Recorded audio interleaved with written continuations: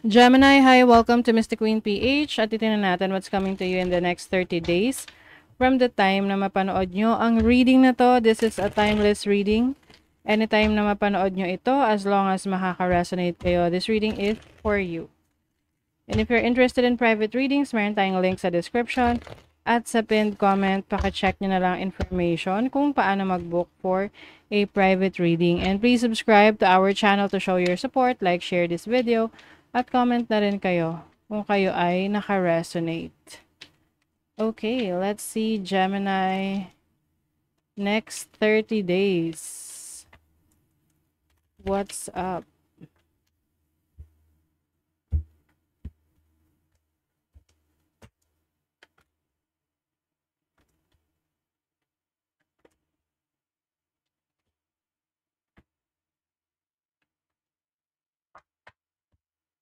Okay.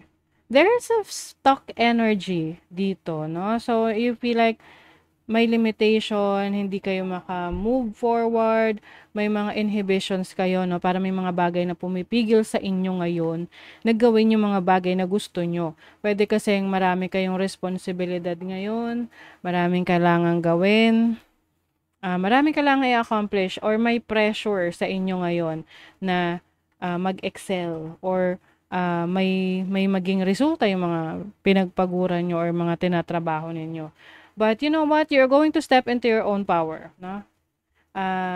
You will, maaring meron kang pag-aaralan, meron kang aalamin na mga bagong impormasyon na tutulong sa'yo para may ma-unlock ka na bagong oportunidad.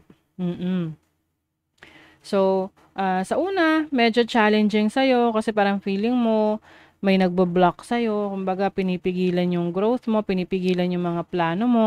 Kaya nga mas maganda na work in silence. No? Tahimik ka lang sa mga plano mo. Kumbaga, ikaw lang dapat nakakaalam ng mga galaw mo. Kung meron ka mang pagsasabihan, make sure na ito ay taong sumusuporta talaga sa'yo ng totoo. Kasi minsan kasi may mga ideas tayo tapos pag the moment na shinare mo na siya, yung ibang tao na shineran mo nun, magkaka-idea siya. Minsan uunahan ka pa eh. Nangyari yan sa akin eh. 'Di ba? Kaya simula nun, wala. Kung ano yung idea ko, sa akin na lang yun. Parang ganun. Kasi uunahan ka pa. 'Di ba? So, parang kumbaga binigay mo na yung idea mo sa kanya. Somehow, ah, yung parang magnanakaw ng idea. May mga ganun, 'di ba? So, whatever this is that you want to pursue, keep it to yourself. Focus on kung paano mo to isa sa katuparan. Kasi eventually, no, ikaw ang mananaig dito. Magiging successful ka dito. Yung iba kasi nasa sitwasyon kayo na napapaligiran kayo ng mga taong iba yung pananaw sa pananaw nyo. Pwedeng makaluma pa yung pananaw nila or masyadong conservative, no, traditional. Kaya parang you feel like na lilimitahan ka. Pero paglalabanan mo to, gagawa ka ng paraan. And I think na meron ding tao sa buhay mo na naniniwala sa kakayanan mo, very supportive sa iyo, na masasabi mong mapagkakatiwalaan mo. So I feel like this person, siya yung tutulong sa iyo.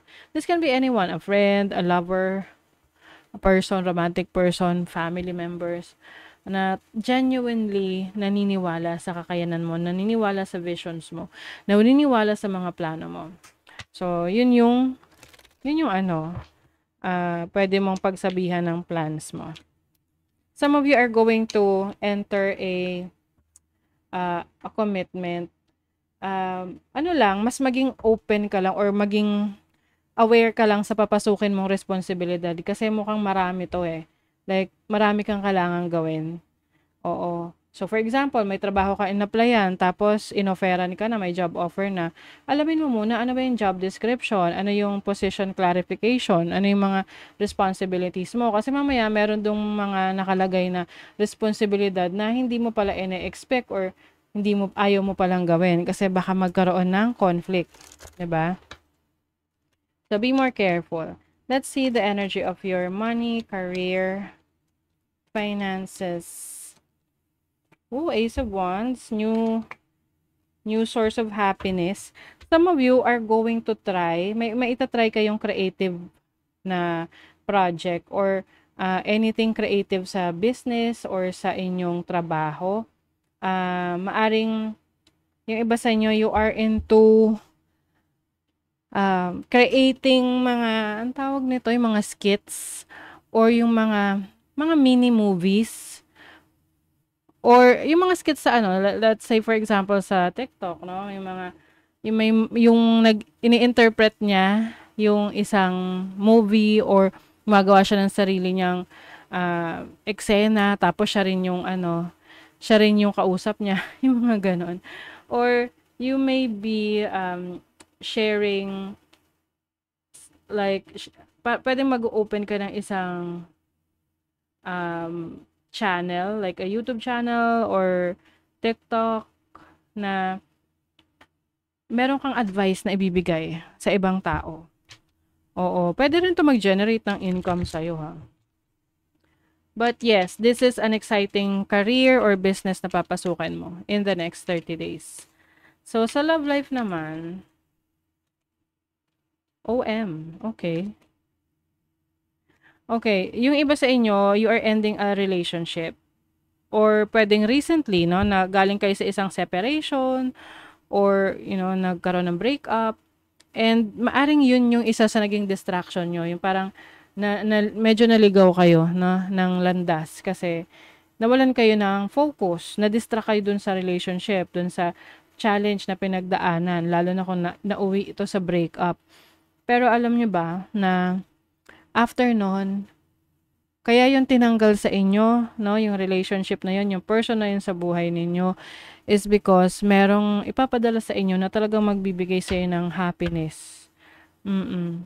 As in, yun yung magfu-fulfill ng wishes mo sa isang relationship, na sa isang taong gusto mong makasama. Yung kumbaga iche-check niya lahat ng listahan mo pagdating sa requirement mo sa isang relationship. So, if you are already in a relationship ngayon, I feel like mas nag-e-evolve yung connection ninyo, no, ng person mo. Ibig sabihin nito, nagma-mature kayo pareho sa relationship. Mas nagfo-focus na kayo ngayon sa inyong future. Kung dati parang bahala na, ngayon you are focused on your future, kung ano yung mga bagay na gusto nyong ma-accomplish together as a couple, no? So, maganda rin yun kasi syempre, dun mo malalaman kung talaga bang pareho kayo ng mga gusto sa buhay, masusuportahan niyo ba yung isa't isa, ano yung masasabi ng isa't isa sa plano ng isa't isa, 'di ba? Open communication. Some of you are manifesting a relationship sa buhay mo. Yung iba naman itong true love na to, hindi lang naman sa relationship, but also yung masasabi mo na mahal mo yung craft mo, mahal mo yung trabaho mo, mahal mo yung career mo, mahal mo yung yung sitwasyon na meron ka.